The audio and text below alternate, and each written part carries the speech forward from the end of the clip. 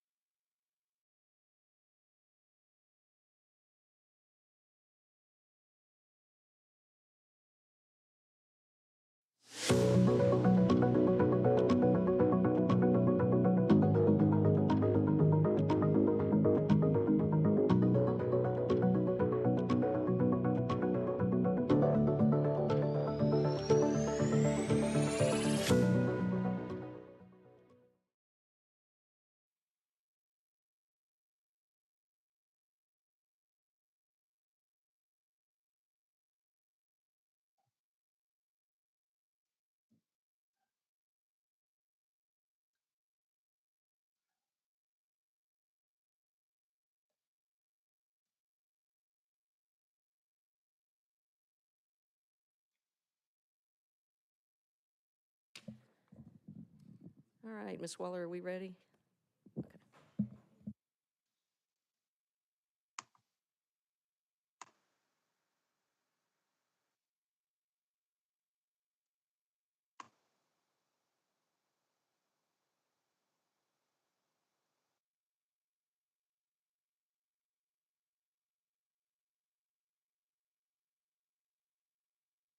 We're good to go. All right, good morning, everyone. This is the regular as well as the certification meeting for the Fulton County Board of Registration and Elections. It's December 12th at 10 a.m., and we are here at the Fulton County Government Center building. I'm going to call the meeting to order. Ask everyone to please turn your cell phones off for the duration of the meeting. And we will begin with approval of the agenda. Are there any changes, or would someone like to make a motion to approve the agenda as is? Approve the agenda as is, please. Motion. Second. Properly moved and seconded. All those in favor, please say aye. Aye. Opposed? There are none. The agenda is approved. We've got some folks who would like to speak. There's a 2-minute limit. We'll give you, 30-second warning at a minute and a half. And when you get that warning, if you would just complete your sentence, not continue on with the statement. And I'll read several in a row so we can kind of move along. First speaker that I have a card for is Jason Frazier, and the next one coming up would be Lucia Frazier.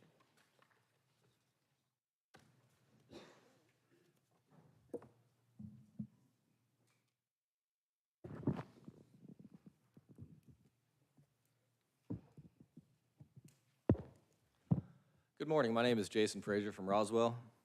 And I guess my first question, I'm inquiring, is it legal for a member of this board to come to a precinct where I am working, pull the manager into another room, and question my integrity? Because that's exactly what happened when Teresa Crawford came to my location when I was working on Election Day in the general. And it made it very uncomfortable for that morning until I was able to explain to him why I have voter challenges, what I'm trying to do, that I'm just trying to clean up the fraud in this county. I'm not doing anything wrong. I have tremendous ethics. I've worked elections in the past, and I'll work elections in the future, and all I'm trying to do is do the job that this county should be doing on their own. Nothing out of the ordinary. All right? And so that kind of leads me on to the next thing. I just emailed you guys another 6,000 voter challenges. These are people mainly that are registered 2, 3, 4, 5 times. Again, I sent you 13,000 of these duplicate registrations earlier this year.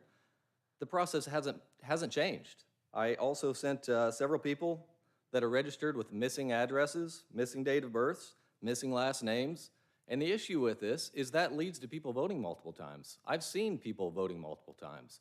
There was somebody in the general that requested an absentee ballot for both of his addresses because he was registered twice. That leads to fraud, whether intentional or on accident.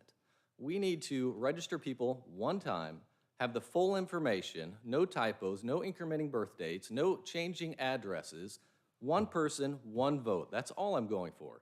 Not to mention it 30 costs us seconds. tremendous thousands, hundreds of thousands of dollars to have extra people on the rolls that do not exist. It costs the cities, it costs me, it costs all of us in wasted tax dollars. Thank you. Thank you. Lucia Frazier, followed by Ken Muldowney. Good morning, Lucia Frazier from Roswell. So in elections, we are still lacking in a lot of leadership that will enforce Georgia law and create these efficient processes that will save our tax money and protect our ballots. So a few things I want to mention. There's still occurrences where public observers are being locked out. Before the polls open and after the polls closed, a lot of people still don't realize that you have to leave the door unlocked. And we also really need to have hand count tallies at the precinct level before the ballots leave, and we can have all the party observers watching that. And then there would be pretty much no issue after that. You can verify that the machine is doing what it's supposed to do. The voter registration process, as you just heard, hasn't been corrected. We're still finding those duplicate registrations. At the precinct level, I had a lot of great experiences working with my fellow poll workers. However, during early voting, we still have the issue that people are being told they have to work all 19 days.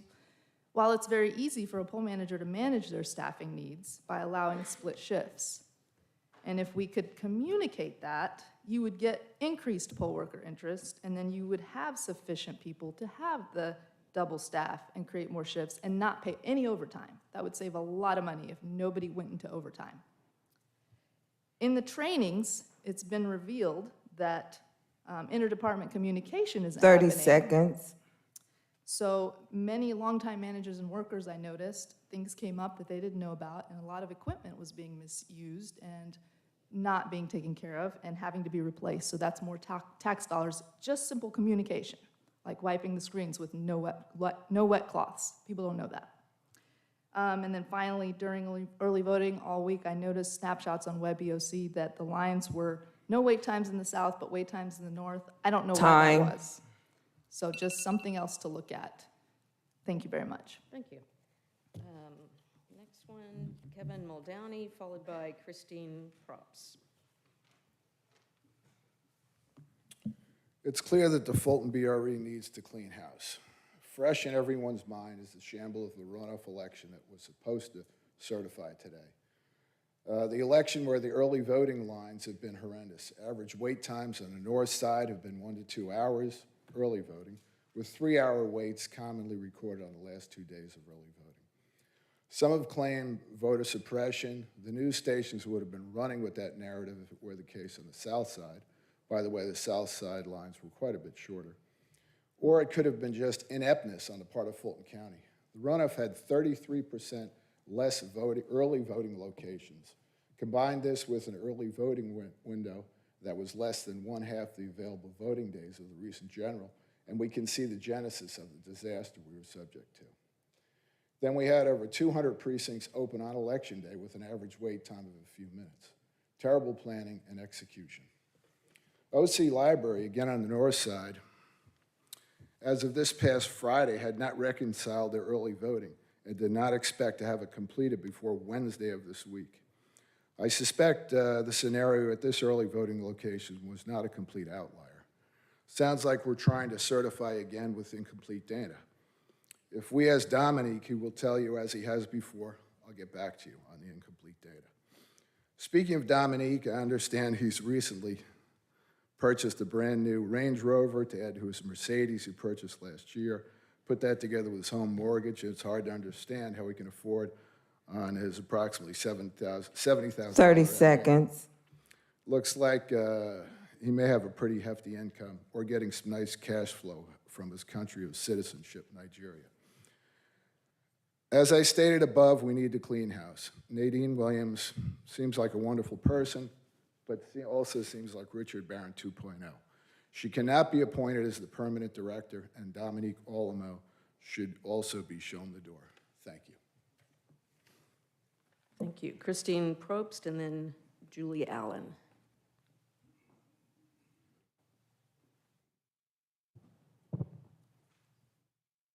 Good morning. My name is Christine Probst, and I'm from Sandy Springs. As a poll manager and a poll watcher in Sandy Springs, I saw 70% of our voters in the wrong precinct in the primary, 50% for the general, and up to 20% with this last runoff. I escalated the issue after the primary and was told voters would receive precinct cards. That did not happen. No cards, no mailers, no radio, no TV, no nothing. There was over $1.7 million in the budget for election marketing, head of household letters, and precinct card mailers. Where did that money go? It certainly wasn't spent in our area. So I reviewed the voter education outreach events, and here's what I found. Out of 498 events, only 19% were in North Fulton.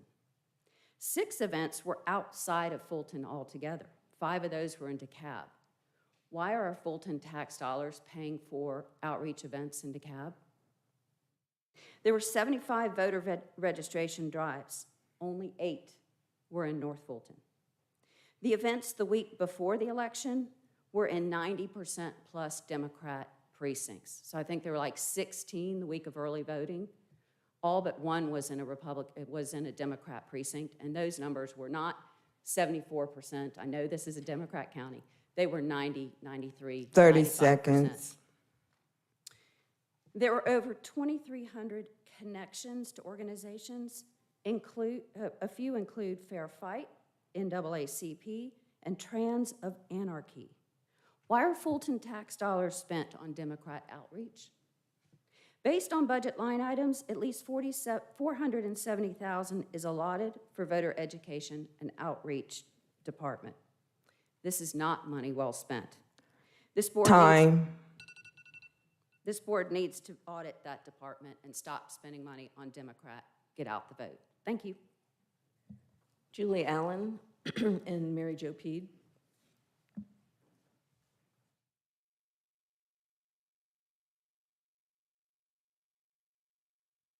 Good morning, my name is Julie Allen. I voted early in Fulton County for the Senate runoff election. I respectfully offer my feedback and experience.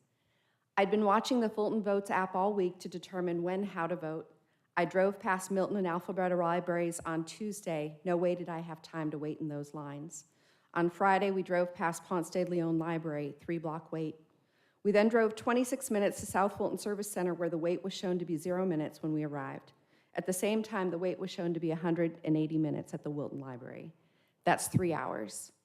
Were there really only 10 early voting locations in North Fulton? On Wednesday, somebody fainted at the Alpharetta Library. Thursday, same at Roswell. Both required EMS to show up. Person at Roswell stated they were lightheaded due to lack of food. Each county runs elections individually. The responsibility for this debacle is on interim elections director Nadine Williams alone.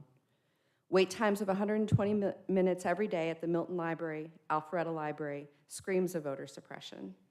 4 voting locations with wait times of 0 to 20 minutes, all within close proximity within the city of South Fulton is great. What happened to the rest of Fulton?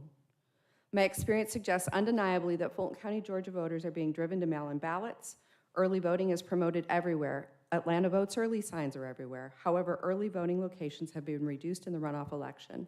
High Museum, Johns Creek Environmental Center are examples of reliable, highly used early voting locations that were not used in the runoff election. Voters are being herded like cattle to mail-in ballots by making voters miserable who vote early 30 in person. seconds. Then the voter can't even verify for whom their ballot was cast. Every voter has the unacceptable Election Day challenge regarding the fact that no human can verify their vote within the 2-dimensional barcode unlawfully printed on the ballots and used by the ballot tabulator to count the votes. QR codes need to go, voting machines need to go, voting centers need to go, we need local precinct voting, early voting needs to go, mail-in ballots need to go except for verifiable need-based examples such as the military and those who are ill or unable. Democracy dies in darkness. Time. This needs to stop. Thank you. Mary Jo Peed and then Forrest Webb.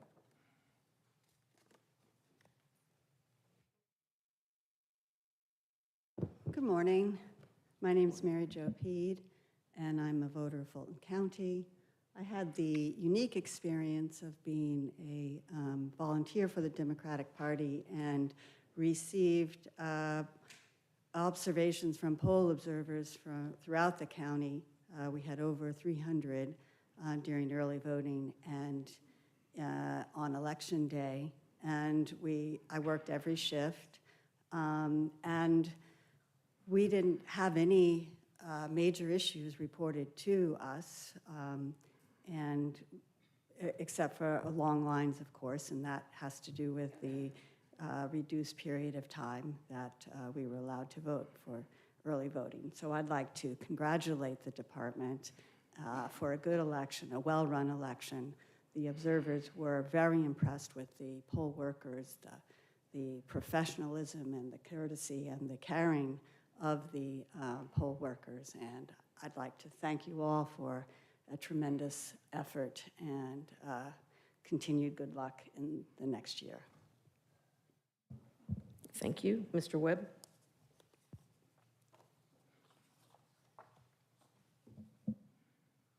Good morning. Forrest Webb III, City of Atlanta Municipal Clerk. First and foremost, I'd like to congratulate the Office of Voter Registration, Elections and Voter Registration for a successful election. I know it's challenging and there are no perfect elections, but I do commend you all for a successful election. I also would like to thank the board for equipping the Office of Registration and Elections with the necessary resources in order to successfully conduct the elections. I would also like to go a little bit further and congratulate and thank the County Commission as well as the County Manager for providing the resources for this particular department, specifically Chairperson Pitts, who under his leadership, not just this year, but last year and the year before, took it upon himself to actually take the lead in this particular election, this particular department. I know that these are nonpartisan appointments, and your job is very difficult when you have to, it's partisan appointments, and it's very difficult when you have to make nonpartisan decisions on behalf of the citizens of Atlanta and Fulton County, and I thank you for doing that. Last but not least, I would like to say I strongly recommend, after my 34 years of service for the City of Atlanta, I'd like to strongly recommend Nadine Williams. She has worked her way up to this particular position.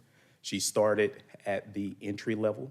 She's very familiar with the entire county. She's very familiar with the operations, and I think it's only fair to allow her the opportunity to serve this county as the election superintendent. So thank you so much for a successful election again.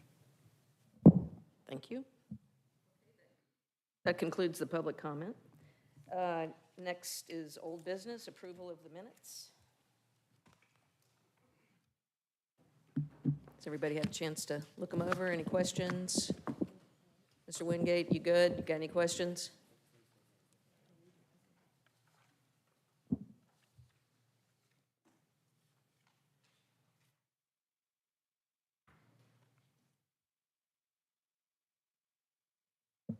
Somebody want to make a motion?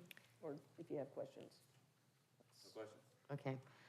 Motion to approve the meeting minutes for the special meeting on November 8th and the regular meeting November 15th. Second. Properly moved and seconded. All those in favor, please say aye. Aye. Opposed? There are none. The motion carries to approve the minutes. We'll move on to the operations report for November.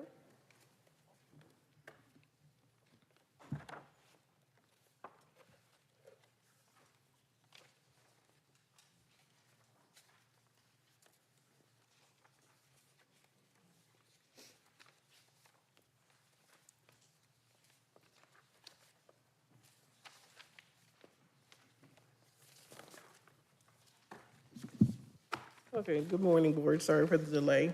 We will start on page 19 with the Administrative Division.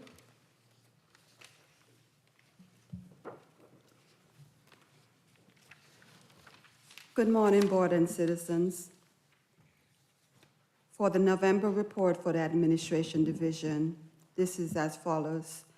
For vacancy, we currently recruiting for the Director, which is an external recruitment. We have vacancy as registration officers. We selected and onboarded 2 registration officers. We also have vacant the executive assistant position. In November, preparing for the 2022 elections, we continued procuring all the necessary goods and services for the November and December election. We routinely process and submit invoices for payment, and the county is currently going through our annual year-end closeout processing. In regards to campaign contribution disclosure reports, late and non-filer reports submitted to the state for the October 25th filing, and the next campaign contribution disclosure will be on December 31st, 2022, with a grace period of January 5th, 2023. This concludes the report for the November. Thank you. Any questions? Comments? None? Okay, we will move on. Well, just a note, I always like to sort of put a little context behind things. It's important to know that we are now entering the county budgeting process, so even though I'm sure the staff would like things to get quiet for the end of the year, it continues on as we start working on our budget for next year and also finish, sort of all of the invoicing for the elections that need to be completed by year end. So there's a substantial amount of work before this team gets to take any kind of reasonable break from the work that you're doing. So thank you so much for that. And thank you so much for your work. I know many and most of you and all of you worked over Thanksgiving holidays when the rest of us were spending time with our families. So thank you for that. We appreciate the sacrifice that you made during that time. Okay, on page 21, the absentee division.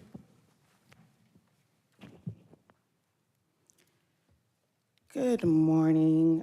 In the month of November, we spoke with several vendors regarding sending out absentee Tatno, OPEX, Fort Orange. We assisted in the risk limiting audit.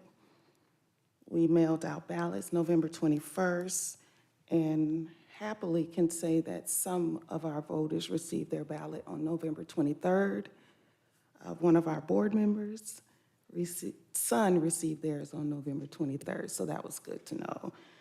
November 26th, absentee started, and as absentee started, the drop boxes were opened. November 28th was the last day that we accepted requests. Ballots mailed out was 21,699. Total accepted, 17,373. Work we have ongoing now, that's coming up, risk limiting audit for December 14th. We're completing the retention for the November 8th election, as well as the December 6th election. And that will conclude absentee. Okay, any questions from the board about this? Mr. Johnson? So two things real quick. First, thank you for that board member's son who he made sure he did his application as quickly as possible, and he did get his in time enough to get it in. So Yes. I don't know what board member that was, but thank you very much. You know which board member. The one with the same name and the same birthday? as the Same board name, member? same birthday, just a different year. Yes. Really quickly, though, I see we have 564 rejected ballots. Do you know how many ballots came in after Election Day? It was over half. So it was I know the day after it was 225 and then another 145. So help me with the math. What's that, 225 380? and 145, 380. Look, I'm sitting by the mathematician. 370. 70. I am obviously not a mathematician. But so 370 or so of that 564 Yes. were ballots that came in after 7 o'clock on Election Day. Yes.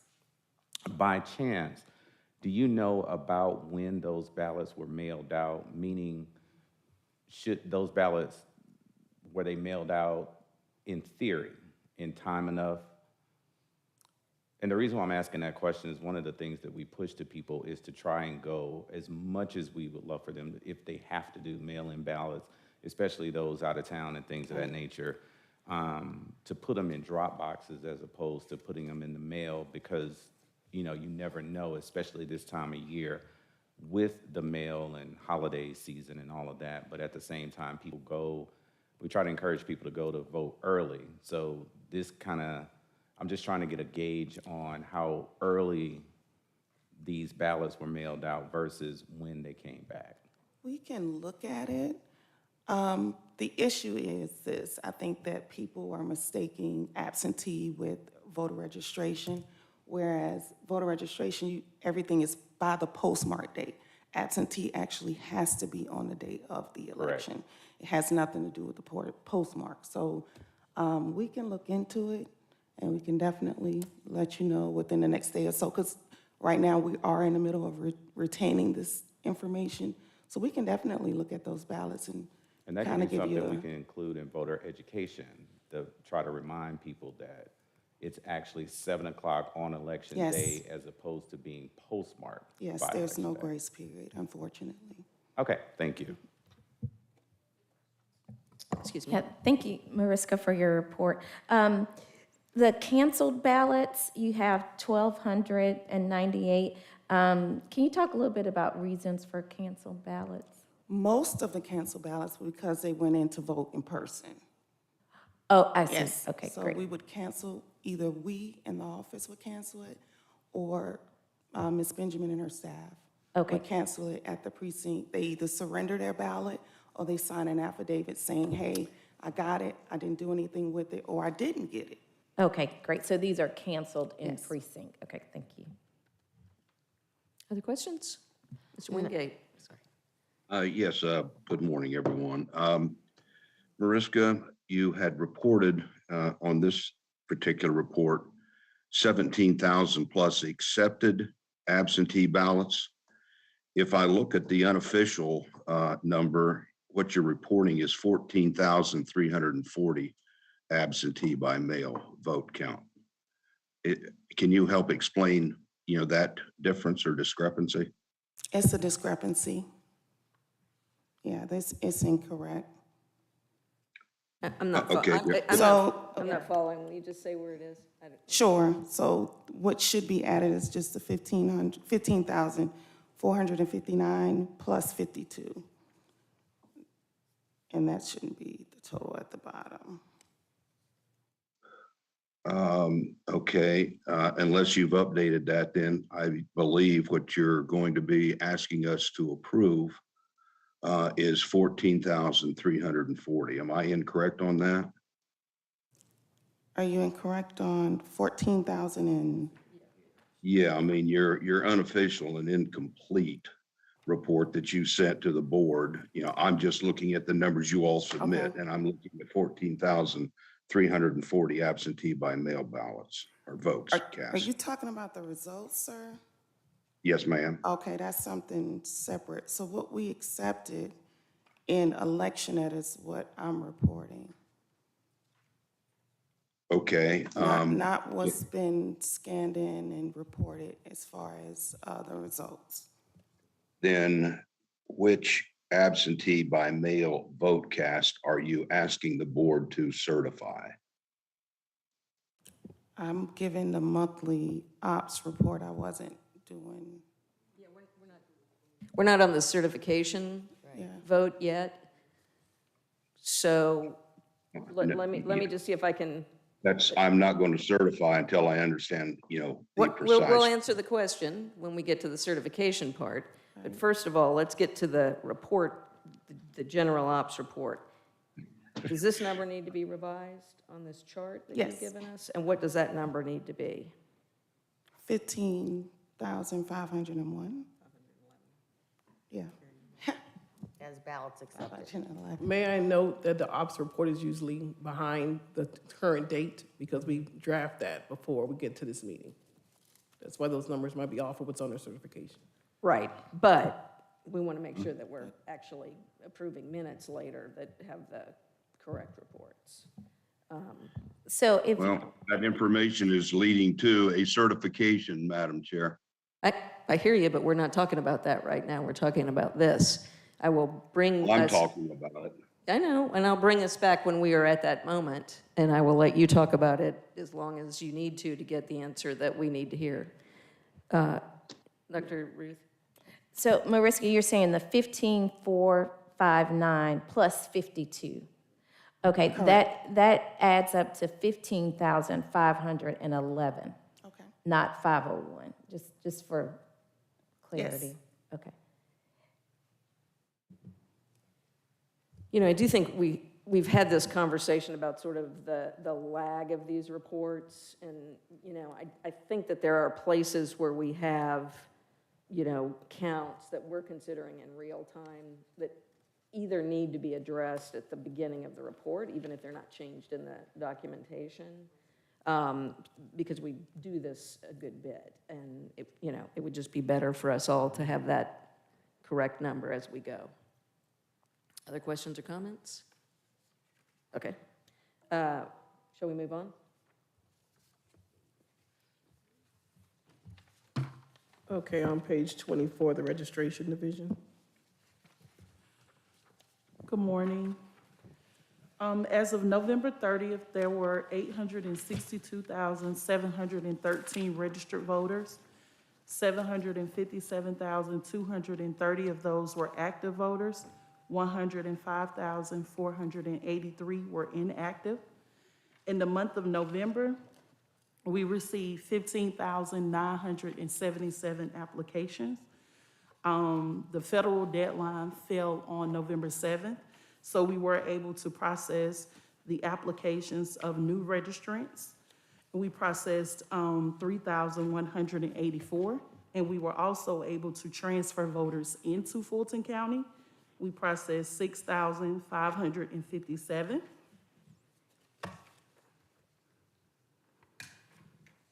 Our offices, all 3 locations were very busy throughout the month of November. People were coming in to see what precinct they needed to go to, fill out address changes, also receive temporary voter identification cards. We are currently working on reconciling the provisional paperwork. On November 8th, there was a challenge hearing held for voters in Fulton County. 8 voters showed up to the hearing, resulting in their ballots being counted. And for future tasks to be performed, we're currently still working on street maintenance, processing applications, verification of applications, and training. That will conclude the report for the registration division. Okay, questions? Everybody good? I do want to thank members of the board that came all day on election day and on the runoff election day to be available to hear challenges so that people could vote. A number of people availed themselves of that opportunity, and we got some things straightened out for some folks, and I just appreciate the extra time that everybody's put into the election process and helping people be able to vote. All right, next up, voter education. On page 28, voter education. Good morning, board members. Morning.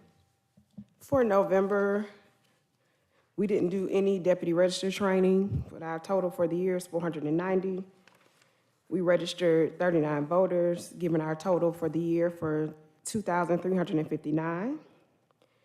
We recruited 2 additional poll workers to assist during the runoff, giving that total as 958. We did 16 voter identification cards, giving a total of 66 for the year. We had 30 events, giving a total of 526 for the year. We assisted with 63 absentee applications, giving that total of 435 as when we started reporting.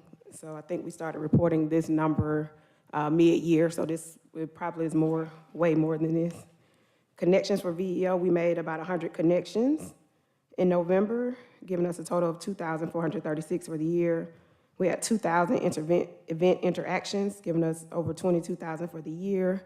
And I'll have to confirm with Ms. Waller to make sure we have it updated for December about media inquiries. I didn't get a chance to do that before we got to this meeting.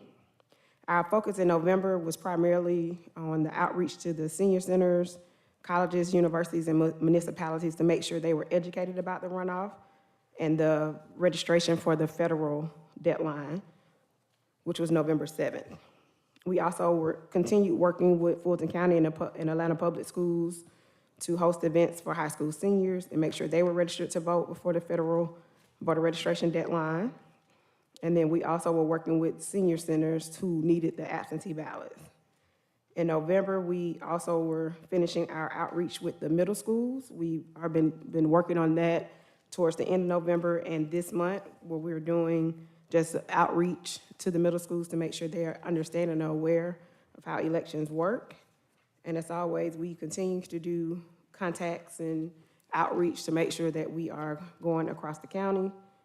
You can see the event list for November, and then I also included the map, which was as of November 22nd, in terms of where we have been, as this is the first year that we had this much sort of movement and events as it relates to voter education. And that would conclude my report. Okay, questions? Yes. Johnson. Good morning. A couple things. So we heard a lot about this North versus South and how many events that are being done in North versus South. So first thing I want to do is clarify, when someone says North versus South, are they talking about North Fulton County, South Fulton County, and then the city of Atlanta? Because Fulton County has 3 distinct geographic locations. Because I'm looking at this map, and it seems as though it's relatively even between, it may be a few off, North versus South, but if you include the city of Atlanta with South, then maybe you can get some of the numbers that I heard this morning. But that being said, I want to talk a little bit about how these events are actually being put together. So do you create the events, or do you reach out, or are these events request related? I would say about 85% of the events are requested, with the other 15% with my team being able to try to do outreach and get some scheduled as well. But the majority of our events are requested.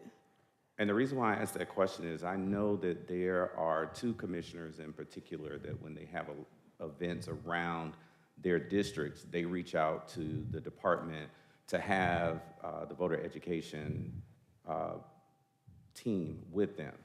Is that true for all commissioners, or is it leaning towards some commissioners asking for your support and others not? I would say more commissioners will ask than out of the grouping. We have more that request more events, but all of them, I had meetings with all the commissioners except for one, and so it made sure that they knew to keep me aware and abreast of what was going on. And so for the most part, we pretty much had events in every we've had events in every commissioner's district, and we've had pretty much input or a request at some point from at least one of the commissioners. And you also reached out to each mayor of every city in Fulton County. Yes. To talk about doing events in their respective cities and to offer your services or offer your team's ability to come out in every city in Fulton County. Correct. Of that, how many took advantage of that, or how many consistently requested you? Or how many took advantage of that? Well, every city took advantage of that except for one, out of the 15 cities. Mm-hmm. So only one city did not take advantage of that, but for the most part, I would say consistently, Alpharetta and City of South Fulton and College Park. The mayors were very consistent and involved in making sure that we were out in those areas. So you did go across all parts of Fulton County to Yes. make sure that everybody in Fulton County had an opportunity. Some took greater opportunities than others, but you still went to every city in Fulton County. Yes, that is Okay. correct. Now, let me ask you this. I noticed there are a couple of dots outside of Fulton County. Apparently there were events outside. How did you get outside of Fulton? So 2 of the events was the Emmett Park Festival, which is sort of on the border of DeKalb and Fulton County. So if you went one way, you're in Fulton County if you went the other side in the cab. So we had two, we went to that festival twice, and that was early on during the primary.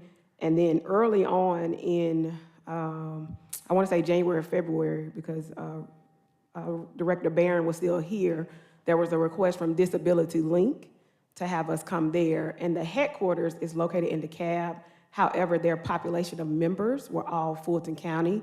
Like it was probably 85% Fulton County. And so I was given permission to do 4 events with them because the bulk of their members were in Fulton County, and they were Fulton County registered voters. So by virtue of proximity, you did a couple of events outside of Fulton County? Yes. Because like Moreland Avenue, from my understanding, is a dividing line between Fulton and DeKalb. So if you're doing an event for an organization that's around that Moreland Avenue area, if you step across the street, you're in you're in DeKalb County, whereas if you come back across the street, you're in Fulton County. Correct. So it's quite possible. Okay. I think that's it for me on this. Thank you. Other comments, questions? Mr. Wingate, anything? No? Okay, great. Thank you for your hard work. I started my career as a grassroots organizer, and having that personal touch with people and talking to people is incredibly rewarding, but it also is very, very hard work. And I appreciate it. And Mr. Johnson, I appreciate you calling out kind of the differences between North and South in the city of Atlanta. You know, Atlanta is the biggest city in our county and kind of takes a lot of resources, you know, relatively speaking.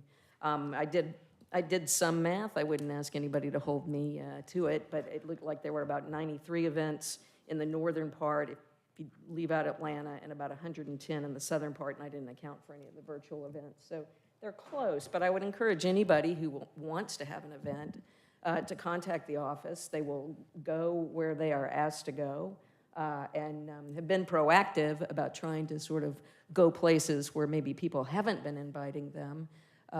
But I don't know of any situation where they've not gone, where they've been requested to go, and it takes a lot of time. And especially as we get closer to an election, then people are interested, and it gets a little tougher to schedule at everybody's convenience. So starting next year, let's start having those events. And thank you so much for your hard work. Appreciate it.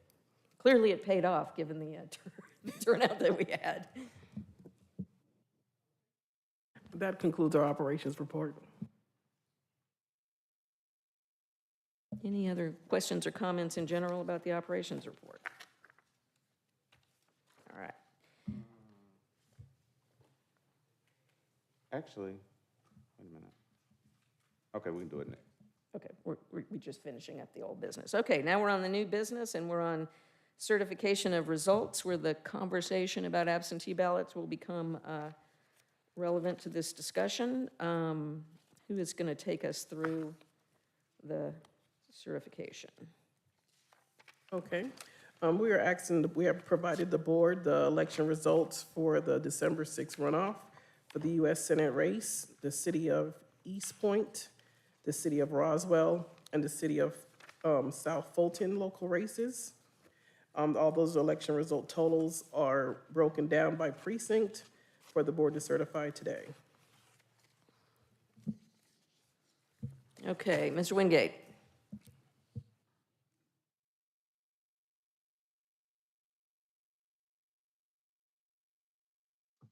Sorry. Couldn't hear you. Got to get the music off. Okay, yes, uh-huh. We didn't hear you if you said something. I was giving you the opportunity to speak to the certification results. Yeah, well, I'm just back to the question I raised a few minutes ago. We're looking at, or at least I'm looking at, the latest information that we got in terms of the unofficial numbers that were, the only thing I can look at there is that that's what we're being asked to certify today. And in looking at that, based on, Mariska's report current today, just need to understand that difference. And I kind of, as you all were talking, I kind of went back through it briefly, and the overall report indicated, at least that's the top line box on the report I received, had 14,340 absentee by mail votes. Now, I don't know, that also is the corresponding number, if you will, that is being recorded for the absentee by mail votes that was in the US Senate race. I don't know, and I'm assuming not, because there was other absentee by mail ballots that were counted in here for the 3 additional races. And quickly adding those up, I came up with a 1,512 votes that supposedly were cast in those races. So with that, the 14,340, that number, if unless I'm incorrect here, which I could easily be, the 1512 should have been added to that top line as the overall number of absentee by mail ballots that were cast, which would then clearly change the numbers for the overall election.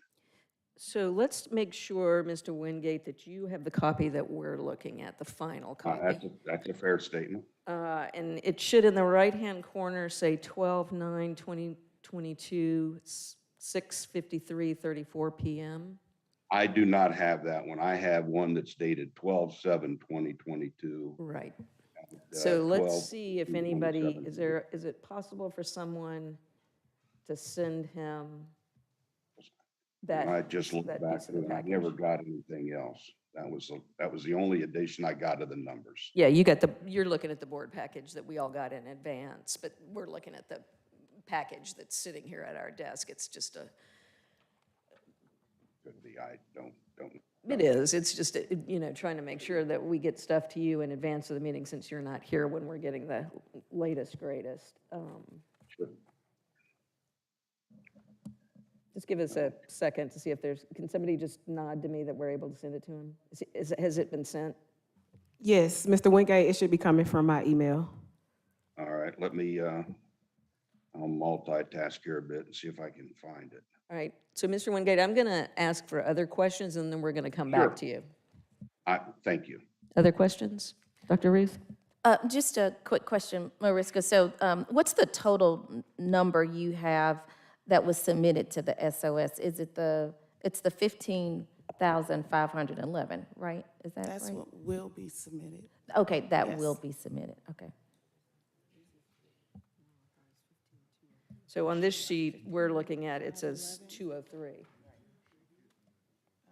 What is it? What is that? From my report. Yeah.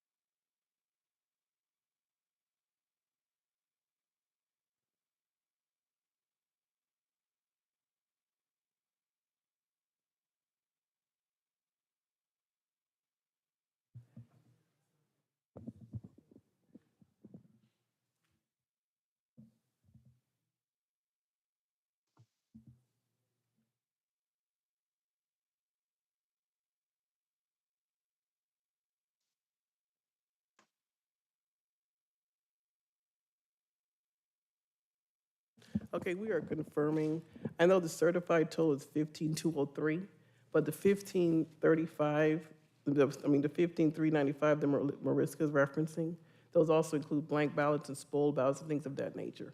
So we'll get that exact total for you, so give us 1 second, please. Okay, would you all like us to take a 15-minute Yes. recess or something? Yes, And then you please. can get it right, and then just consider the other questions that Mr. Wingate was answering so that we can be Yes, specific please. about that. Thank you. Okay, so we'll come back at, say, 5 after 11 if anybody wants to step out. We won't start back before then.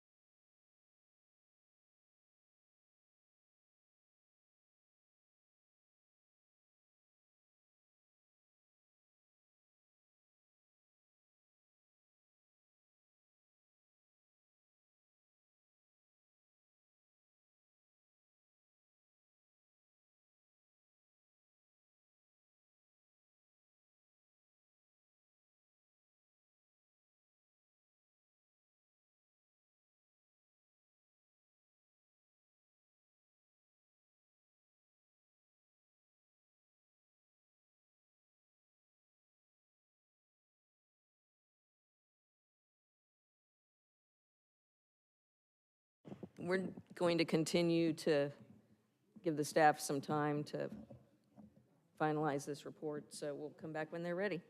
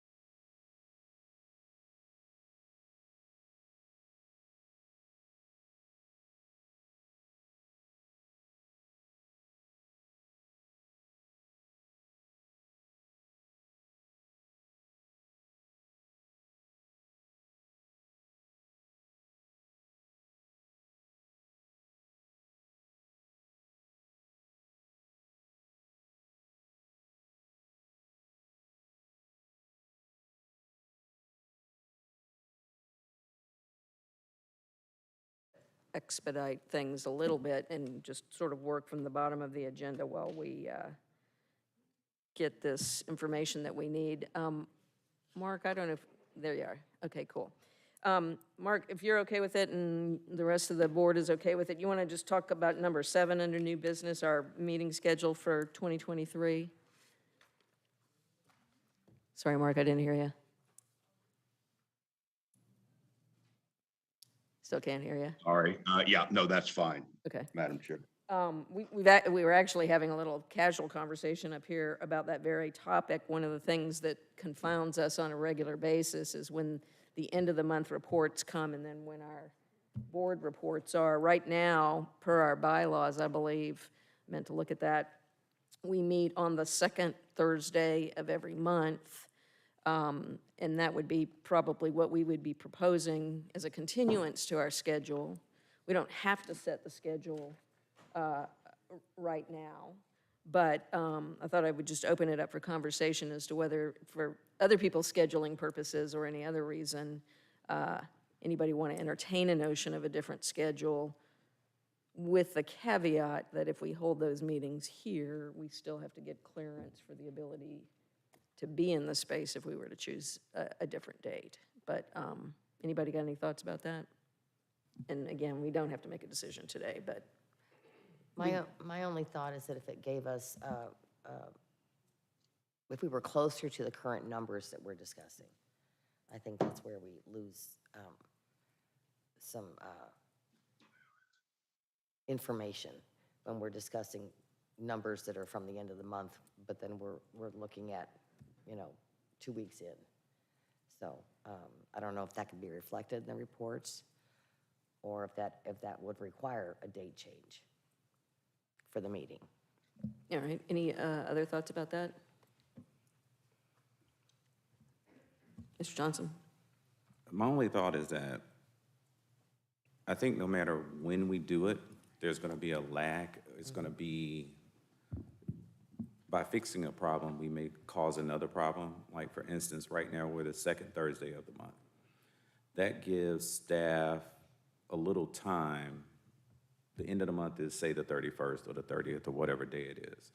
It gives you at least sometimes a week, sometimes 2 weeks to get the numbers together, and they should reflect that it's the last day of the prior month. And I think we as board members have to remember that as well. But at the same time, if we move, say, to the first week, I don't know how that'll affect the staff's ability to get the information that's needed. But then if we move, say, to the third week, then we're still getting, and we got numbers all the way up through the 15th of the month. Then we're still going to have some time period in between.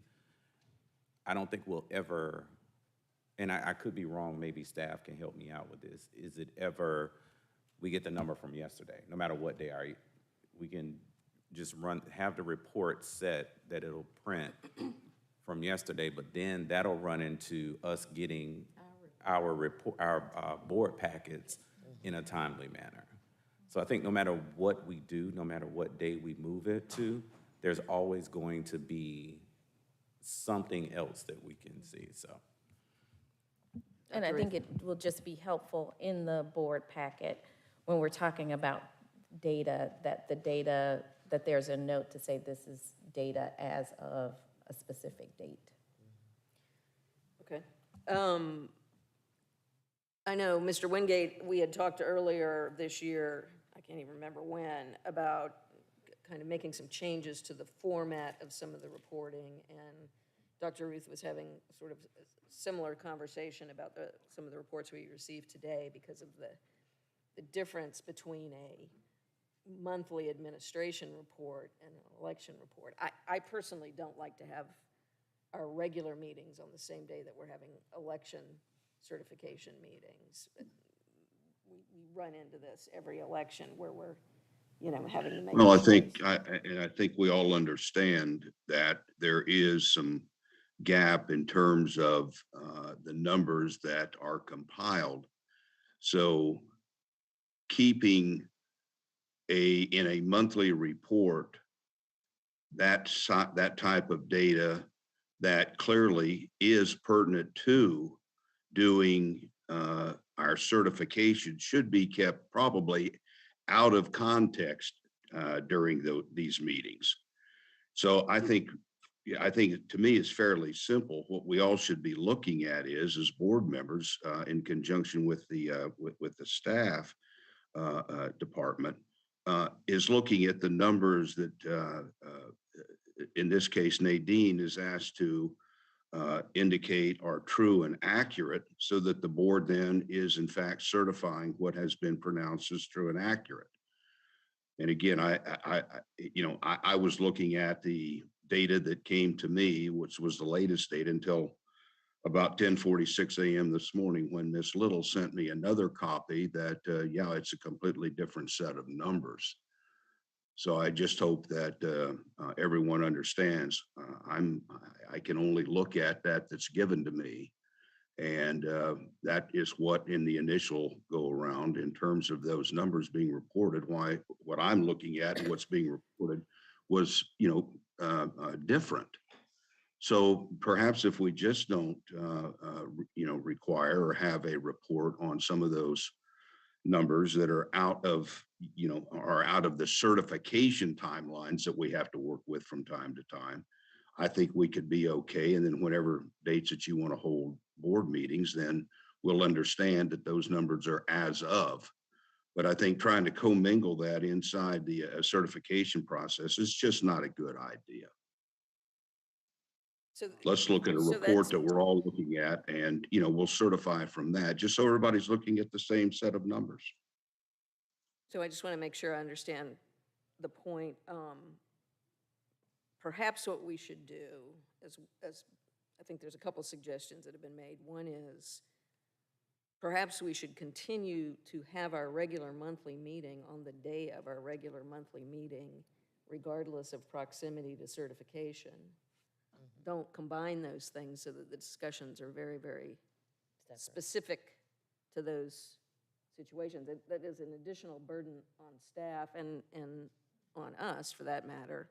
But I think we've kind of run into a little bit of that each time. We've had 4 to 6 of those situations in the last year with runoffs and elections. I think that, the problem is push comes to shove, everybody's really tired during an election, and nobody, wants to have 2 meetings within the course of a week. But I think the meetings will be more specific and probably faster if we were to do that. So we'll just hold that under advisement. We probably won't have that many of these situations next year because we don't have state or federal elections, and we may or may not be administering any municipal elections.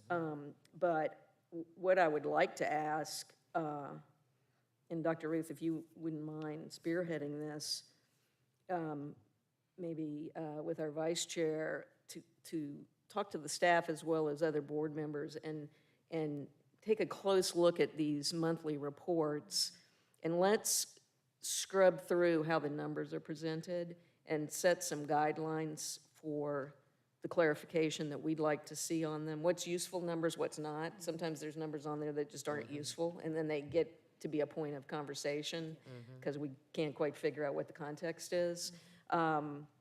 Get feedback from the staff. I'm sure they'd like to propose some changes too, and then maybe when we come back to our January meeting, give us if you have the time, I realize it's compressed with holidays and stuff, give us something that we can talk about at the January meeting, and, we might finalize it then in terms of how we want to see those reports or not. Yep, that Does that sounds sound great. reasonable? And I would just ask for everybody to, be responsive to our teammates here, because if we're trying to do stuff like this sort of during a holiday period.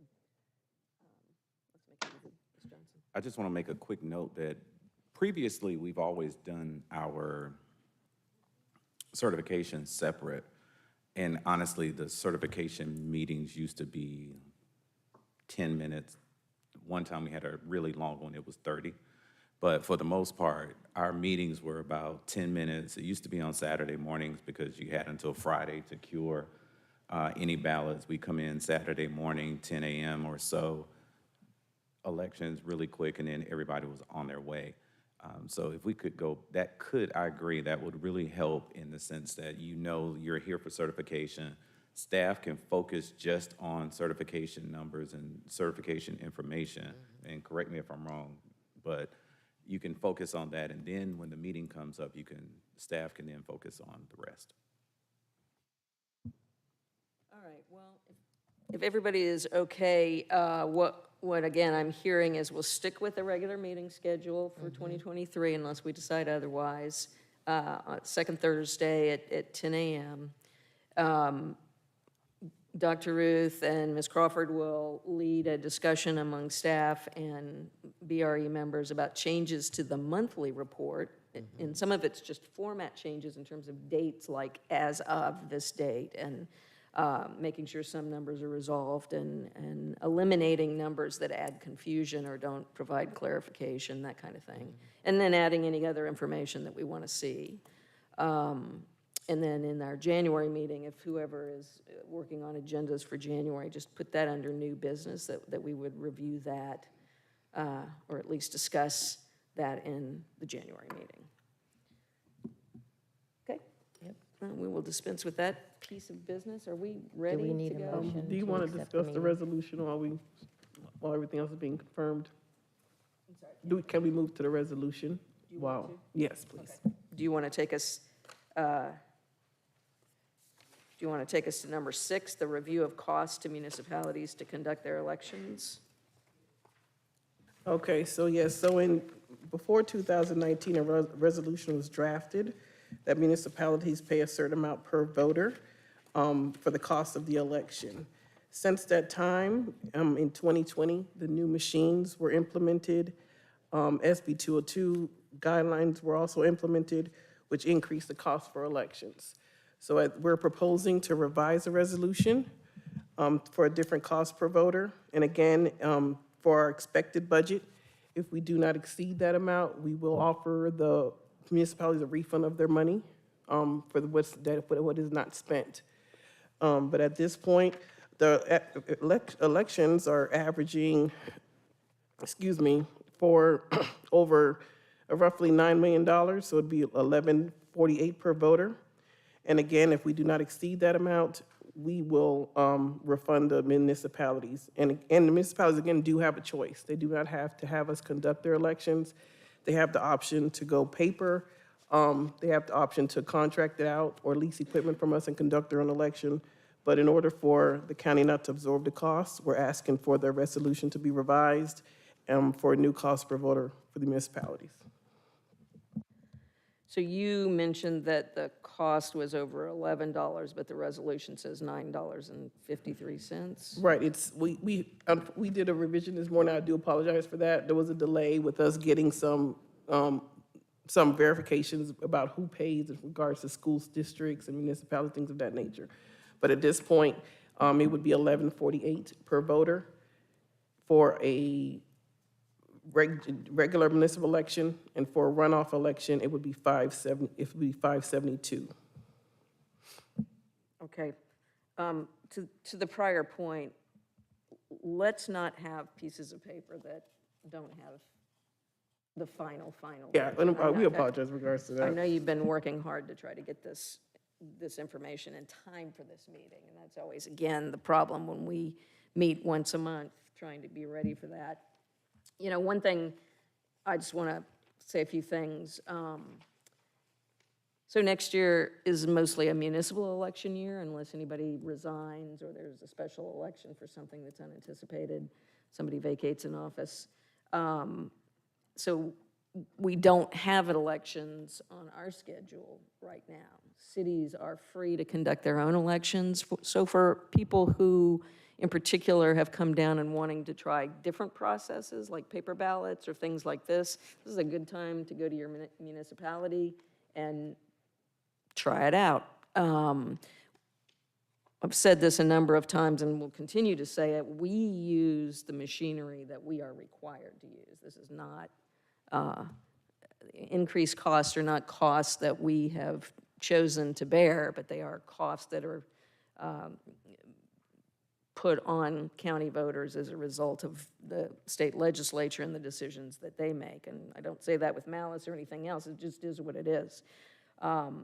I will say, and I've said this in a bunch of meetings, that I hope that those people who are advocates and really interested in election processes will consider going to their members of the General Assembly now, because talking to them now is when people are ready to listen, but certainly in the course of the General Assembly session, to ask for some evaluation on the legislative changes that have taken place, because there have been costs that have been considerable to all counties, but for the bigger metro counties, those costs run into the millions of dollars, not into the thousands of dollars. And I will give you some examples.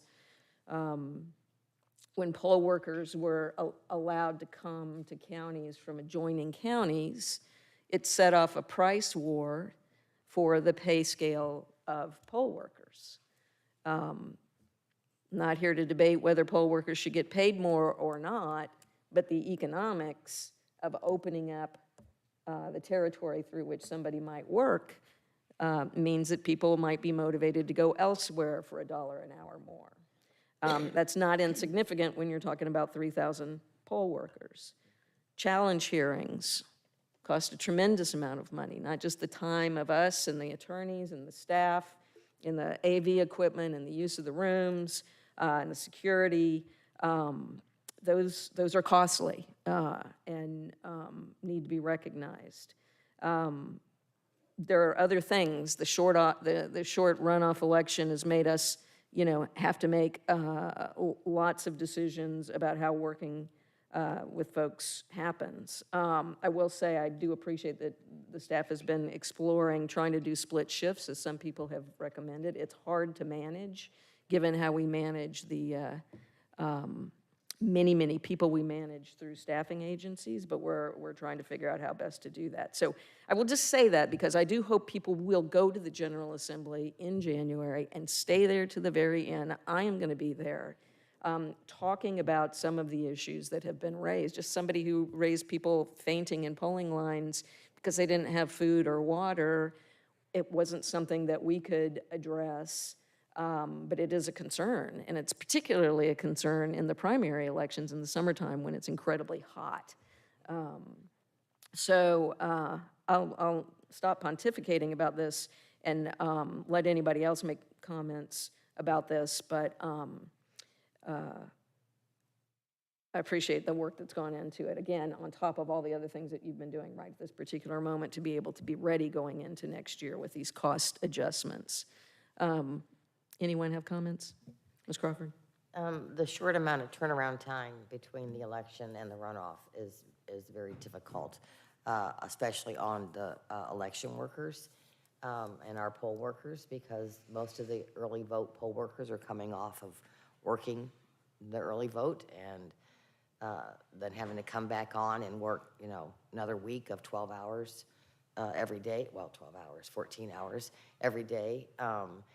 It's taking it took its toll. We had people that, one, sickness, which we can't control, and just exhausted. There were just a lot of people just downright exhausted. So the short turnaround is going to affect how they man runoffs. So just wanted to let y'all know. Other comments? Questions? Looking at these numbers, so right now it's $2.96 per person, per voter rather. A year ago. A year ago. Well, that's the current price, right? 2 years ago. Right, it was drafted. But it's still current. Right, before 2019, so that was before the new election equipment, $2.96. Right. But that's the current, what's the rate we're charging right now? It would be $2.96. $2.96, right, okay. So it would go considerably from $2.96 to $11.48. So for each city or each municipality, that's around $85,000 per 10,000 voters. Have we looked at alternatives, or have we looked at various ways to mitigate such a significant increase? That's what we're gonna work on in 2023. There's some things that are beyond our control. Right. Because of the size of the equipment that has cost us more money with simple things like needing more trucks, needing to have 3 drivers versus 2 drivers because of the equipment size, having moving companies come assist us. Some things we can't control. But what we will do, while we have a down year now, is to go back and see where we can do cost savings. And then again, that'll help them with the price savings. But we are gonna be looking at all those things in all aspects, advanced voting, election day, every aspect of the process, see what we can't control. Okay, thank you. Dr. Ruth, anything? Mr. Wingate, anything? Okay. And so what would you like us to do? The approval of the resolution with the edit of the 1148 and then the 572 for the runoff cost. Okay, and just to be clear, the notion here is this is the cost that we're paying right now. If the expenses can come down once the bill has come in, when we contract with the municipality to do their election, we'll refund the difference, but that will be the outside number. Exactly. Ms. Johnson? So now my question becomes, so if we do this today, this becomes our new rate. That's also before the Board of Commissioners. So this rate would be in effect for the next municipal elections, right? Yes. Are there any municipal elections anticipated before February? No, from what we were told, they won't be until November. The reason why I'm asking is we just talked about you're going to be looking at various ways to maybe adjust this number. So what I don't want to do is get into a situation that we set this number and then we have to come back and change it. So I would recommend that we take some time to actually look at, do we need 1148? Does it need to be 857? Can it be 926? You know, whatever the number can be. So what would be your, I don't think that they can have, even if for a special election, the earliest that a municipality can have an election is March, right? Correct. I don't think anybody has called one for March at this point. I'm sorry, say that I said, again? I have not heard of any of them calling one for March. Okay. Yeah. So, but if one, say, for whatever reason, a council person left tomorrow, the earliest would be March. Yes. So is it, and then you would need enough time for you to review it, us to review the numbers that you give us, and then it goes to the Board of Commissioners before it takes effect. Right. There's no rush on our end. I think some of the municipalities are asking for the total. But again, if we can wait. Oh, for their budgeting. Yeah, exactly. They can plan accordingly. Can I just make a counter proposal, is that we go with this number, and I want to ask a question about this number, but we go with this number because we will refund any difference that would happen with cost savings that we're able to find in running it, or cost savings that they would be able to find by doing the elections differently.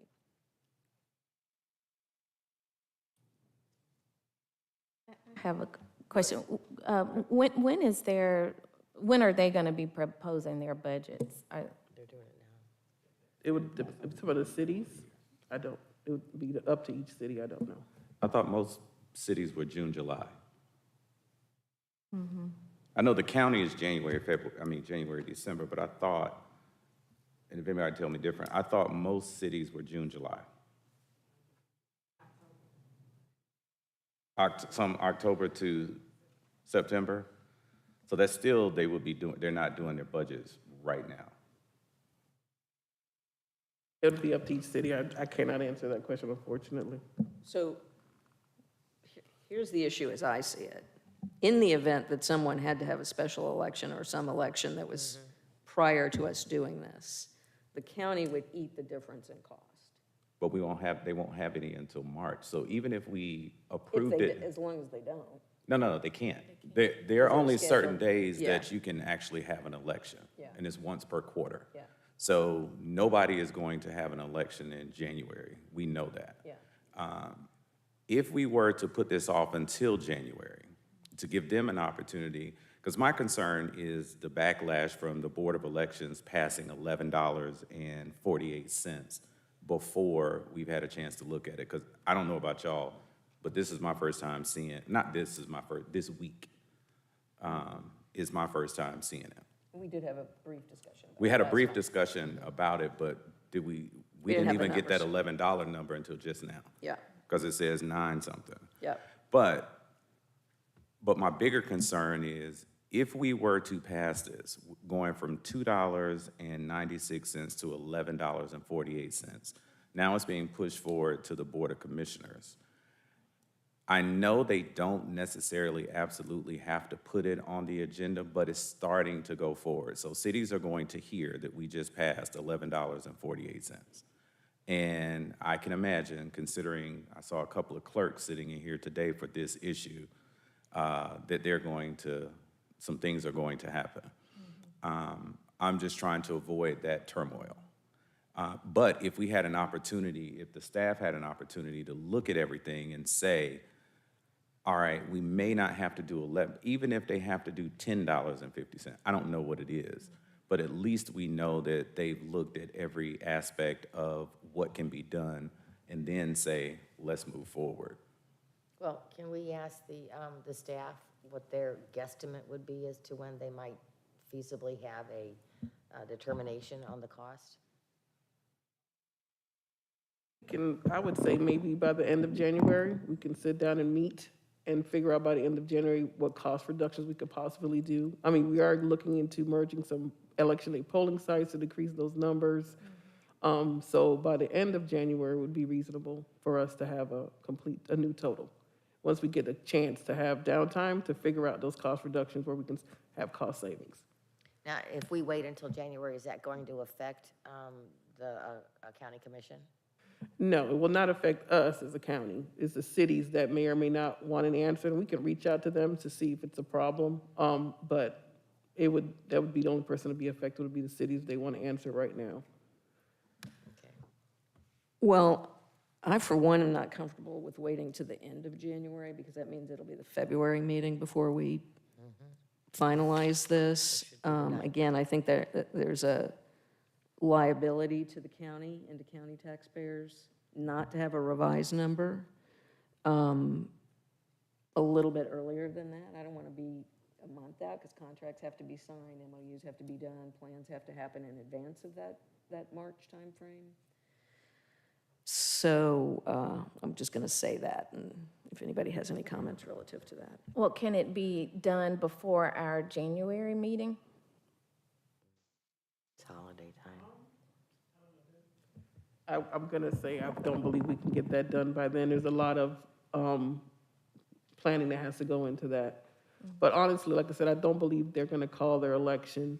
Most of them, like I said, did tell us they're gonna have a November election. Nobody has indicated a March election, and we might be comfortable waiting at this point.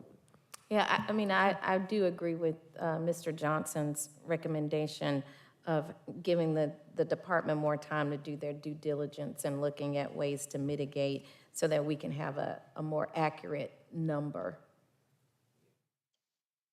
And you just mentioned something, I know you were looking into something about school boards and their payments. Could you just clarify that? Oh, it was just, we're trying to confirm with legal who had to pay for election, whether it was the school board or the cities, but the cities do pay for the elections, not the school boards.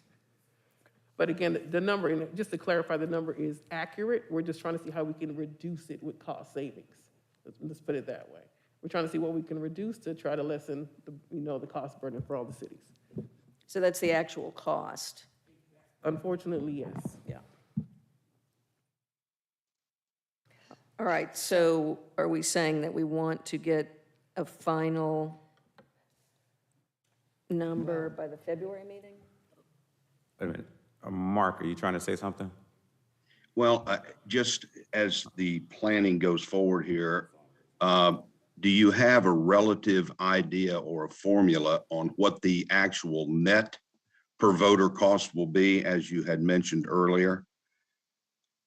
You've got, the way I'm hearing it is, right now you're proposing for a regular election $11.48 per voter, but you also said that there would be a credit process as well. What is that? What formula are you planning to work with that would in essence then figure out what I would call, a net cost to the city? Right, so if we look at a total cost for election, we take that amount and divide it by the number of registered voters. If we were to change nothing at this point, how that would be reduced if, let's say, for instance, a city does not have an election, then we would subtract those, there would be less polling sites that need to be manned on election day. That reduces the cost. So let's say, for instance, we have 249 polling sites right now. If the city of Sandy Springs, which is not having an election, that gets removed from the total that reduces sites, it reduces poll workers, it reduces deliveries, those type of things start chipping away at the cost. So but if we were having, so this $9 million is based off of a county-wide election if every city is having an election. Right.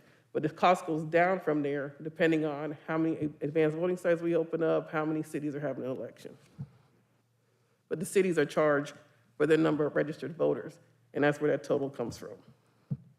Right, yeah, I recall that obviously being the calculation from the past. So Nadine, what you would be doing is that if a municipality chooses to use us for their election process, you're going to have it after post-election, you're going to have then a reconciliation as to what the actual costs were for that municipality and then do a calculation? Right, so what we do, if you look at the example from 2021, the approved budget was $7 million. But after all expenses, it ended up being $5 million. So if we were to approve this, they would get a refund. Unfortunately, at the cost of $296, it was $2 million that the county did not get in revenue from the city, so the county had to pay for that cost. Okay. Compared to, we'd rather be in a position of giving a refund compared to absorbing the cost. So what you're saying is in 2021, in the municipal elections, we undercharged cities for the expenses. Because it was based off the resolution that was approved in 2019 of the 296. And again, that resolution was drafted before the new equipment came about, before SB 202 came about, so there's expenses that it's not accounting for. Yep, okay.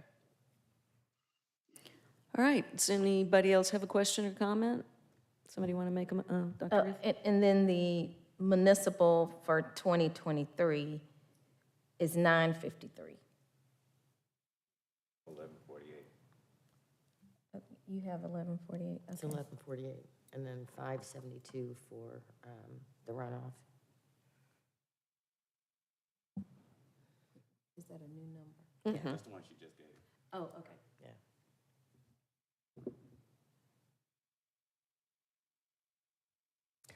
I'll make a motion to hold to January on this item. At As- least until January, that'll give us an opportunity to at least see where we are. And if we can move forward, we can. I second the motion. Properly moved and seconded. All those in favor, please say aye. Aye. Aye. Opposed? Me? You're opposed? Yay. No. Yes. Oh, Yes, I'm opposed. you're opposed? Okay.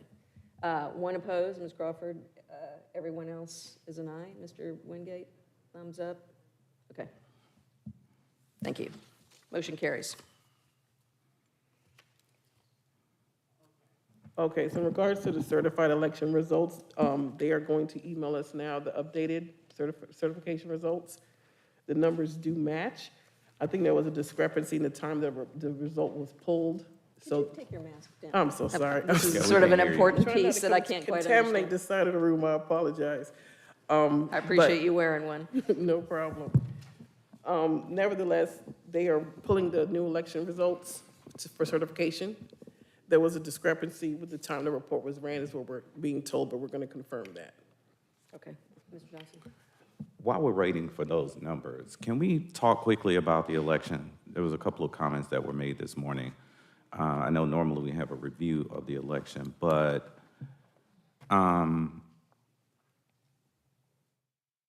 one of the things that was talked about this morning was wait times. I apologize to whoever had to leave that had that discussion, had those issues this morning. I personally hate the North versus South all the time and everything because it all depends on where you live and where your emotions are. And the reason why I say that is because I look at the people that came this morning and they continually talked about wait times in North Fulton County, and there were no wait times in South Fulton County. However, I voted in South Fulton County and I had to stand in line. I also know that it was documented that even Senator Warnock, when he went to vote at Metropolitan Library, it was an hour wait. Congresswoman Williams went to East Point Library and she waited for 2 hours on the Sunday election, on the Sunday date. In the meeting on Wednesday, Commissioner Arrington said that he was at Wolf Creek Library and he had about a 2-hour wait. And I know South Fulton Commissioner Khadijah she said that she had about an hour and a half or so wait. So these are elected officials that are on record talking about their wait times, and they're in South Fulton County, in East Point, South Fulton, et cetera, in different areas. Another thing I saw was that the 5-county region around Metro Atlanta had considerable wait times. We normally have about 3 weeks for early voting. We had it down to 1 week. There was a legal battle whether or not to be able to do it on Saturday or not. So can you talk a little bit about some of the factors that played and whether or not I feel like it's not true that South Fulton had no wait times? I don't know what the tracker said. I never, ever checked the tracker, but I know I drove by a couple of places. I saw seniors and I saw folks in line, C.T. Martin, East Point, Wolf Creek, Southwest Library, which are all in South Fulton County. So can you talk a little bit about that, please? Right. So unfortunately, there were wait times north and south. Because this election had such a high voter turnout, although we as a county opened 24 locations plus some outreach locations, expecting high voter turnout, it was way more than was anticipated. There was major voter involvement, but again, there was wait times in the north and the south. We actually compared other counties in the surrounding areas. Almost everybody had wait times, honestly. And again, we had fully staffed the facilities, but there was some voters that, we had some no-shows a few days. We had to make sure we staffed those. Some locations, unfortunately, more than others, voters tend to get in line before the polls even open. So there's 100 people in line before the polls even open up, which means they start off with a wait time, and the staff never catches up but honestly, the staff did the best they could to get those numbers down. We are analyzing everything to see how we can make sure that we don't have wait times. We do understand that there's a short time period now. Advanced voting is a lot more popular, so we're gonna make sure that we can accommodate that. If that means, like right now, the wait time was at the processing station. You got there, you had to wait for that process because there was only one question on the ballot. It went fast at the BMD. But that could be the reverse for another election. It could be that you're processing quickly, but the ballot could be long. So in my opinion, in order to make sure we're prepared for that, for a federal election, we would want to open more locations just to spread people out, honestly. As a county, we try to make sure it's even north and south. We get the opinions of municipalities to see where they prefer their advanced voting locations and try to make it consistent as possible for voters to get to those locations. There is going to be a new poll pad upgrade from the SOS for 2023, but we even looked at some of the sites that were pilots for that, and they had wait times as well. So we can't completely rely on that being the solution. But again, I think our solution is, unfortunately, for federal elections, to expect high voter turnout, make sure we're fully staffed. We are going to look into part-time shifts because it is exhausting. I mean, a lot of those workers could not get a break. We pulled in all our reserves. We closed the libraries on the last day to pull in the librarians to help us. So, and we thank all those people for all their hard work. But again, unfortunately, there were wait times on both ends of the county, honestly. So another thing I want to bring up real quick, it was brought up about not having the large facilities, because before we were able to use State Farm Arena, we were able to use Mercedes-Benz Stadium, we were able to use the Georgia International Convention Center. The irony in that whole conversation is while those types of facilities are in downtown Atlanta and centralized, there was a lot of complaints about being able to even use them. And then Senate Bill, correct me if I'm wrong, Senate Bill 202 precludes us from being able to use those types of facilities anymore. Plus the fact that the basketball games are happening and other things are going on as well. But now that we're not using them, we're being vilified for not using them. Right. So can you speak on that a You're little in a bit? catch-22. Exactly. Right, but, and we try to, and again, people have to remember, those were during the pandemic. Right. They were available because they're, you know, they're revenue-generating facilities. I mean, they're back up and running. So again, our goal is to, since we can't have those larger ones, which we will try to, like, again, spread them out north and south to make it convenient, because if you do live in North Fulton, the stadium is not convenient for you to come and vote. So we will try to spread them out to something that's closer to voter residences more than anything else, and maybe have small mega sites, if we can use a gym or something of that nature throughout the county. But you know, some places do still help us. Like High Museum was awesome, but they were not available for the runoff. They had an exhibit they could not assist, so they declined usage.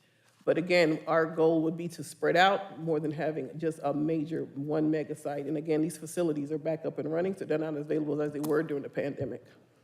Okay, so I'm really glad you brought that point up, because one of the things I think that a lot of citizens don't understand is that these facilities that are non-Fulton County facilities, we don't have necessary control over them, meaning if that facility, especially like during a runoff that they don't think about, if that facility has something going on or they can't accommodate us, they have the option of saying no.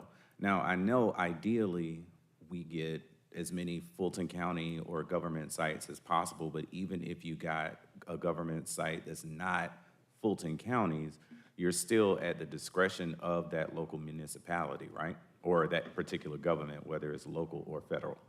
But, so I'm glad you brought that point up. But the last thing I want to bring up is, with the lines, especially in various places that we can anticipate there are going to be lines, Chairwoman brings it up all the time that our citizens need to reach out to their local elected officials, because, correct me if I'm wrong, at Alpharetta Library, when they had the hour-long lines, if we could have taken our mobile voting units up there to be able to help alleviate with some of the lines, that could have been helpful. Or at Metropolitan Library, when you found out that there was a big voter rally going on at a church a block away, and they had a parking lot full of people, and they said, hey, let's all go over to Metropolitan, or they technically said, let's go vote, but Metropolitan Library just happens to be the closest one. So everybody went over there to vote. Or when you have another big rally, and you say, hey, let's all go and vote. If you are aware of these things, you have the ability to take the mobile voting units out to these locations to help relieve some of the pressure off the facility because of the long lines. That use is gone due to SB 202. It was, the mobile buses were equally distributed throughout the county for the January 2021 election, but unfortunately, it's not available anymore for voting because of SB 202. Okay, thank you. I'm sorry, I forgot what I was going to say. Is anybody else, Dr. Ruth? Listen to Eric. We'll come back to you.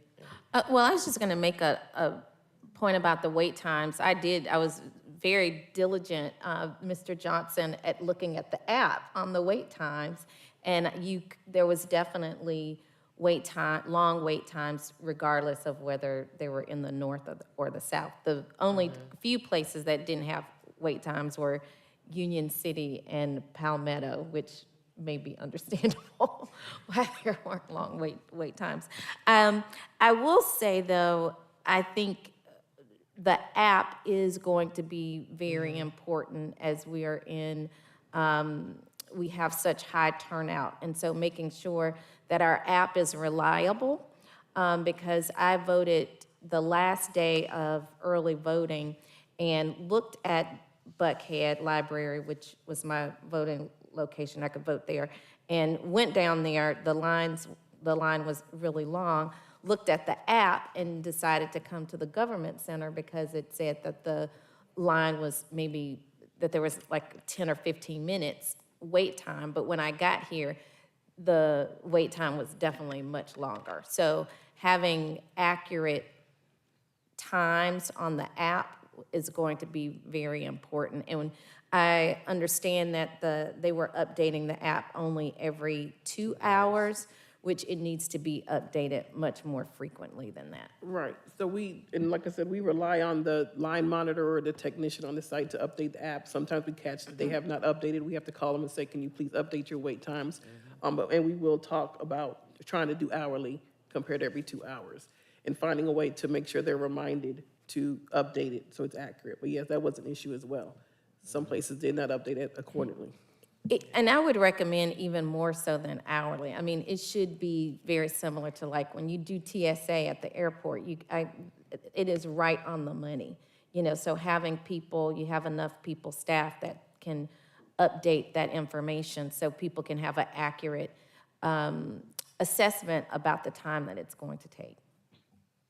Since you bring up having the appropriate amount of people, let me ask for workers that will be poll workers.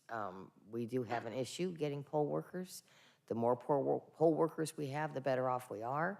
And we don't have to run through all the reserves and start knocking on doors and calling in favors. So please, you know, if you're out there and you're interested in being a poll worker, contact the department, because we do need poll workers.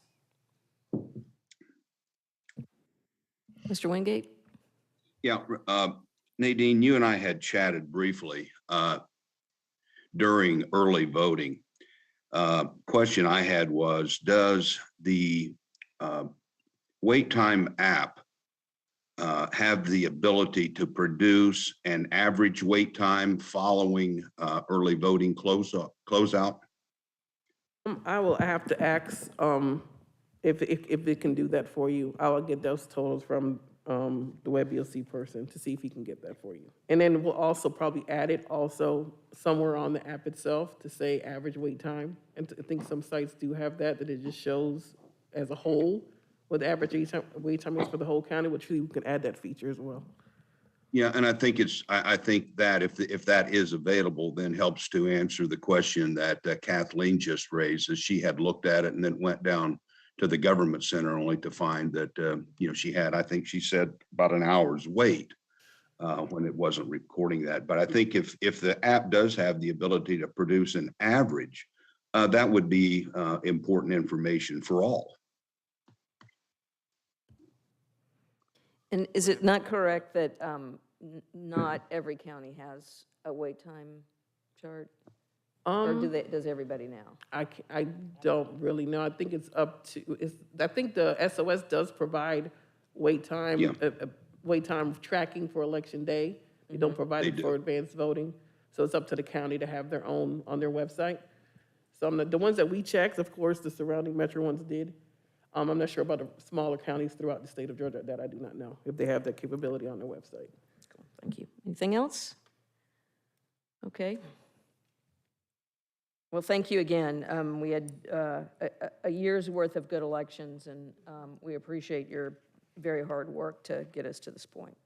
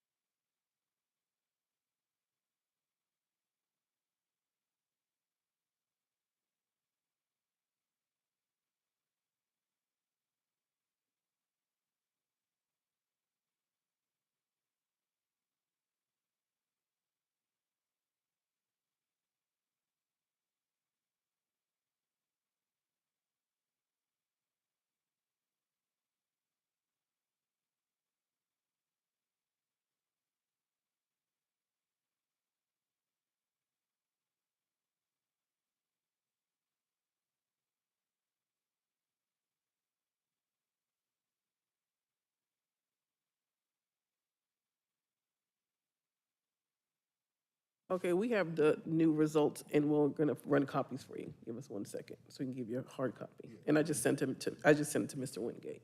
Okay.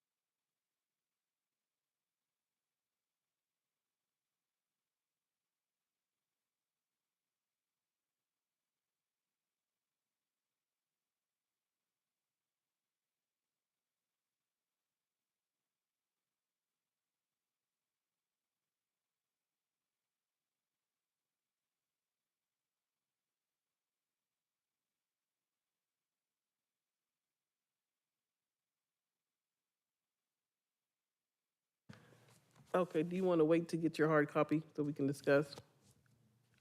I'm okay with going through it. I emailed you a copy. I'm not sure if you want to look at what's on your Yeah, phone. my if phone's you're able not, to my pull it. phone's not playing with the system here, so. But if it's just a change to the absentee by mail. Yeah, it would Why don't some- you just walk and- us through and I'll write it in, and then we can talk about. Right, so the absentee legally. total is 15,395. Something did not upload, so that is, it was correct catch, thank you for that. And what we'll do to make sure we correct that in the future, because staff, again, when they receive the memory cards from each division, or from they upload the totals, so we'll make sure that they compare with the division managers to see if their numbers are off in any form or fashion to catch these type of errors. All right. Anybody have a question? So with this, Thank you. only that number changed, but none of the other numbers throughout the report changed. That's correct. So it was able to be confirmed with what was on the screen, the actual scanner screens. So they would see, okay, it's like Mariska saw her scanner screens did not match the 1203. I mean, 15203 that was reported the first time. So they caught that something did not get uploaded, they uploaded again, and that's the only number that has changed on this report. And it took a while because they were reconfirming everything else at the same time to make sure there was no other error in another division. Other questions? Mr. Wingate? I'm going to give it to Mr. Wingate. Sorry, hang on just a minute, please. Okay.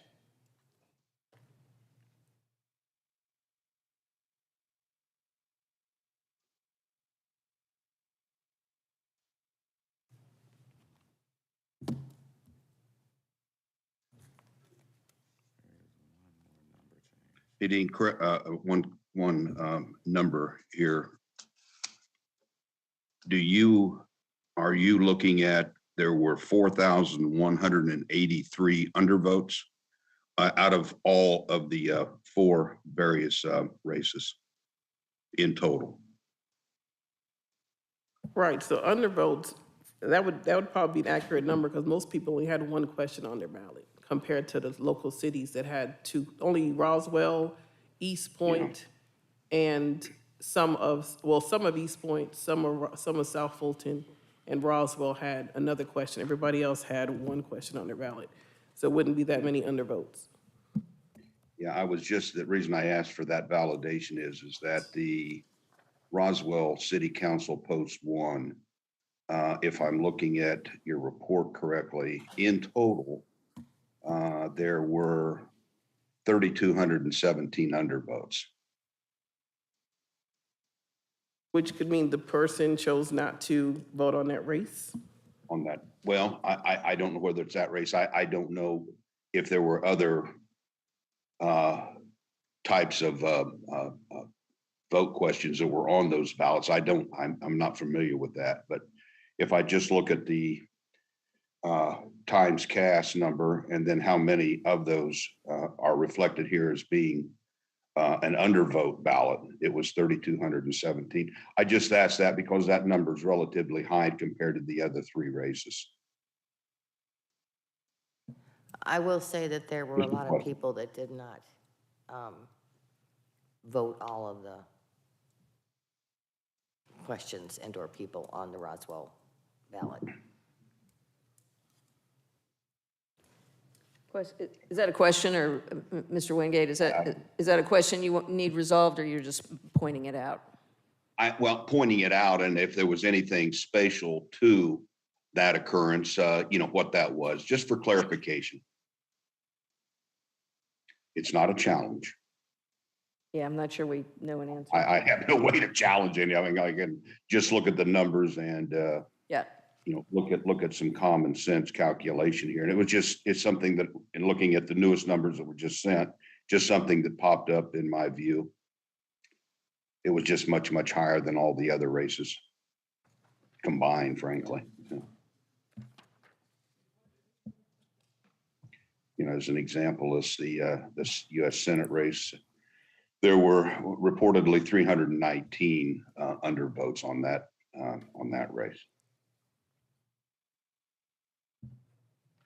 So an undervote could reflect that they either didn't vote in the Senate or they didn't vote in the council race.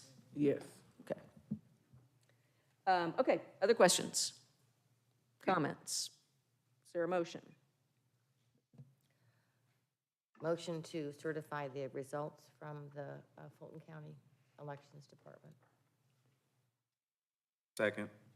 Properly moved and seconded. All those in favor, please say aye. Aye. Opposed? There are none. The motion carries. Thank you very much.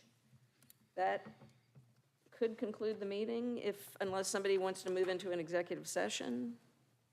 Make a motion now. Probably not. Okay. I'm ready to entertain a motion. Motion to adjourn. Second. Properly moved and seconded. All those in favor to adjourn? Aye. Aye. Opposed? There are none. Please, those who are present in the room, don't leave until we sign these papers. So do I sign